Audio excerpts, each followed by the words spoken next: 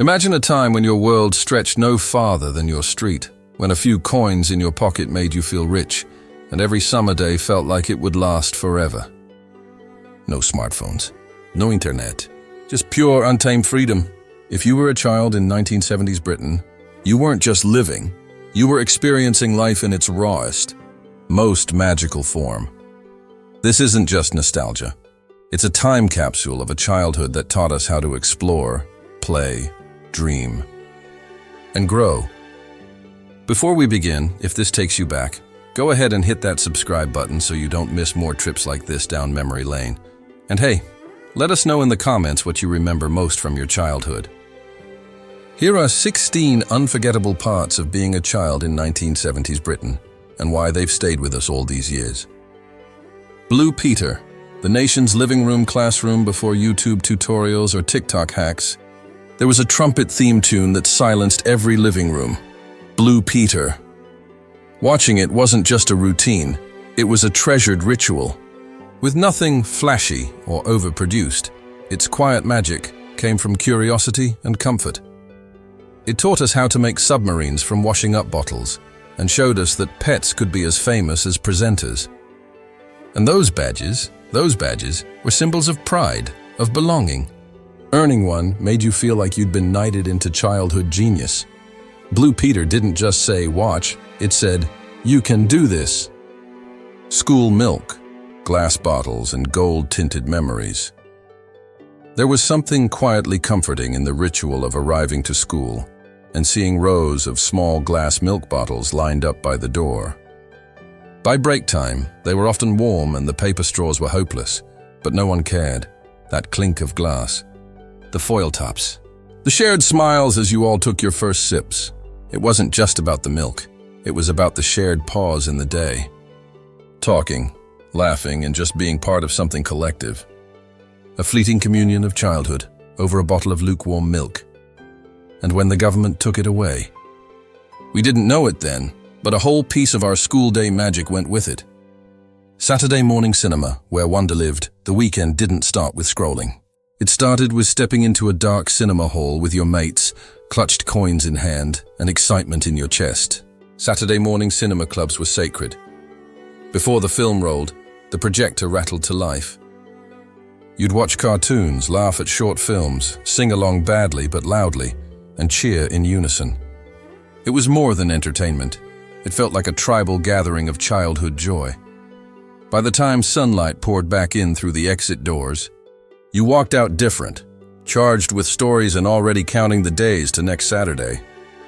The school walk, our first taste of freedom parents, didn't drop us off. They trusted us to walk. Rain or shine, scarves swinging, laces untied, shoelaces slapping against the pavement. The school run was our daily adventure. It wasn't about getting from A to B. It was about trading secrets, planning playground games, and discovering spontaneous shortcuts through muddy paths and alleyways. That 15-minute walk gave us far more than fresh air. It handed us confidence, and a quiet pride bloomed each time we arrived, knowing, I got here by myself. Vinyl records, when music was an event music today, is instant. But back then, music had weight. You carefully slid the vinyl from the sleeve, held it like treasure, placed it on the turntable, and hoped no one walked too hard across the room. You didn't skip tracks. You journeyed through the entire album, from A-side to B-side, drinking in every lyric like gospel and studying the cover art like a religious text, each crackle, each hum before the first note. That was magic. If you had a stack of records leaning against the wall, you didn't just own music. You lived it. Panini sticker albums. Our first real addiction. Few things sparked more pure excitement than tearing open a packet of Panini stickers. The foil crinkle. The smell of ink. The surge of hope. Was this the moment you'd finally find him? The last footballer missing from your album? Playgrounds turned into trading pits. Doubles were bargaining chips. Swaps were sacred. A complete album didn't just feel like an achievement. It felt like immortality. Long after the season ended, we'd still flip through those pages, worn and smudged, filled with tiny faces that made our childhood feel bigger than stadiums. Fizzy drinks in glass bottles, childhood in a sip. There was nothing artisanal or designer about it, but grabbing a bottle of Tizer Dandelion and burdock, or Corona from the corner shop, was as thrilling as winning a prize. The colors were electric. The fizz could sting your nose, and when that crown cap popped off with a hiss, it felt like a celebration no matter what day it was. Returning bottles for small change. That wasn't just eco-friendly, it was pocket money. Smart kids had a stash under the sink, ready to cash in and repeat the sugary cycle. If you're nodding your head or smiling remembering these things, pause for just a second and drop a quick comment below. Which one of these memories made your heart skip a beat? We'd love to read your stories. And while you're at it, don't forget to subscribe so you don't miss more memories just like this. Alright, let's keep going. There's a lot more to relive. Old school sweets, the gold currency of the playground Spangles. Sherbet fountains, dip dabs, drumsticks, foam bananas. Each sweet had its own ceremony, peeling a chewy bar from its wrapper, dunking a lolly into a mountain of sherbet, or melting a fruit chew until it stuck to your molars for hours. Your pockets were sticky. So was your joy. Sweets weren't just sugar bombs. They were currencies, celebrations, and sometimes even apologies, traded and shared between friends like the sacred relics they were. Summer holidays, a 6-week galaxy of freedom, 6 weeks stretched like infinity. You'd wake up, wolf down toast, and vanish outside, often barefoot, often unsupervised, and entirely in charge of the day. The street became a racetrack. The field became Wembley. Boredom? No such word. Everything could become a game with a bit of imagination. You came home dusty, scraped, sunburned, and beaming.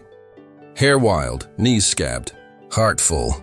Every summer was a novel written with games, giggles, and grazes. The Raleigh Chopper, more than a bike. A statement. The Raleigh Chopper wasn't just a bicycle, it was attitude on wheels. Heavy, clunky, slightly dangerous, but outrageously cool. With that high back seat, gear stick, and upright handlebars, you felt like a cross between Evel Knievel and a street prince.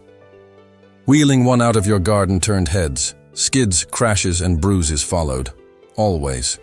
But your chopper made you somebody. Not everyone had one, but everyone wanted one. Top 40 countdown. Music and the magic of waiting every Sunday. Kids hovered by their cassette recorders with one finger on the record button, waiting to capture that song, the one that made your whole week. Would it climb the charts? Would it fall? Would the DJ actually shut up when the track began? Every second mattered. The tape hissed. The music jumped. And when that chorus hit just right, it was like the world paused. Because back then, loving music wasn't effortless. It took patience and passion. Board games. Where living rooms became war zones, evenings were slow. Screens were off, and the carpet became a battlefield. Monopoly, Cluedo, snakes, and ladders. Dice rolled, alliances formed, and tempers flared. Someone always accused someone else of cheating. But those games taught us how to win, how to lose, and how to negotiate peace under heavy fire. We laughed, argued, forgave, and played again, because nothing felt more whole than a family night of throwing dice and throwing gentle insults. Decimal day, sweet shops and tiny calculators in 1971. Money changed, literally. Old pennies became decimal pence, and suddenly simple things like buying sweets felt like taking a maths test. We stood at shop counters, clutching shiny new coins, praying we had done the sums correctly. Hosters tried to help, so did shopkeepers. But every purchase felt like a mini mission, and that first sherbet dip bought with new money. It felt futuristic, confusing but oddly exciting. A small child holding a big change in both hand and history. School dinners, love on a plate, they weren't gourmet. But school dinners hit the spot like nothing else. Trayfuls of mash with mystery meat. Hot custard in pink. Sticky toffee sponge so sugary it welded to your fork. Seconds meant victory. Cleaning your plate meant pride. Puddings were the highlight. Jam roly-poly, spotted dick. Treacle tart, with custard flooded over everything like it was law. With the din of clashing cutlery. Gossip at every table, and staff shouting for silence. Lunch wasn't a break. It was its own chaotic universe. And we loved it. So which memory still tugs at your heart? Was it the chime of the ice cream van, the smell of records, or the sound of a Raleigh Chopper gearing up for adventure? Let us know in the comments below, because your memory might be someone's forgotten joy. And if this video brought back even one smile, Do subscribe for more warm journeys into the eras that shaped us. Let's keep those memories alive, for every child who once ruled the world, one glass bottle of Tizer at a time.